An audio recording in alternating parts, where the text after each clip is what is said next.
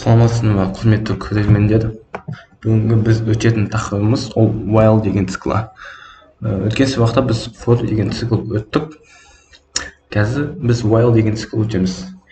While ағылшыннан пока что деп аударады. Пока что-то. Мысалы, while жай ғана true десем, то есть пока. Истина пока ол істей береді. Мысалы, мен print бір деймін. Осы кодты запускать етсем, маған бір шығара береді до конца. Себебі while деген циклы пока что true, ол маған бір шығарып жатыр. Сол үшін ол тоқтамайды. Бізде тоқталатын жағдай жоқ. Мысалы, мен мынақта a тең 0 жазсам, және мынақта a менше 10-нан кем болғанда print a деймін. Солай десем, тағы запускать етіп, маған 0,0 шығарады. Себебі біз осыны істедік, a-ны 0-ге теңестірдік. Пока a 10-нан аз болғанда оны шығарып жатырмыз, бірақ бізде a өзгермей жатыр, өспей жатыр. Демек, ол 0 болып 0 шығара береді. Сол үшін мына жақта мен былай істеймін. a тең a плюс 1. Демек, осы не айтады бізге? While a 10-нан аз болғанда біз оны шығарамыз.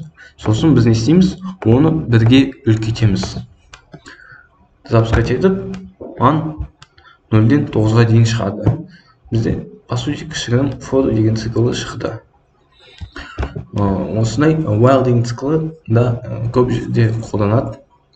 Және де біз оны болашақта бұйырса қолданамыз. Мысалы, бізде while деген циклда break деген бар командасы. Жай ғана break жазып, ол бізге не істейді? Ағылшыннан break деген ломать деп аударылады. Ол бізге не істейді? Осы циклдан шығады. И дальше кете береді. Мысалы, мынақта print мынау болса, оны не істейді? Бізде компьютер a деген переменныйны жасайды, создавать етеді. Сосын while циклге кіреді, оны бізге шығарады. Біз оны бізге үлкейтеміз, бірақ сосын break арқылы біз одан шығамыз. И сөйтіп бізге print асы деген шығарады. Break деген осы. Және бізде continue деген бар. Continue.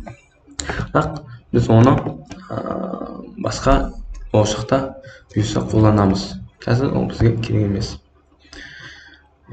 Осымен біздің сабағымыз бітті. Рахмет.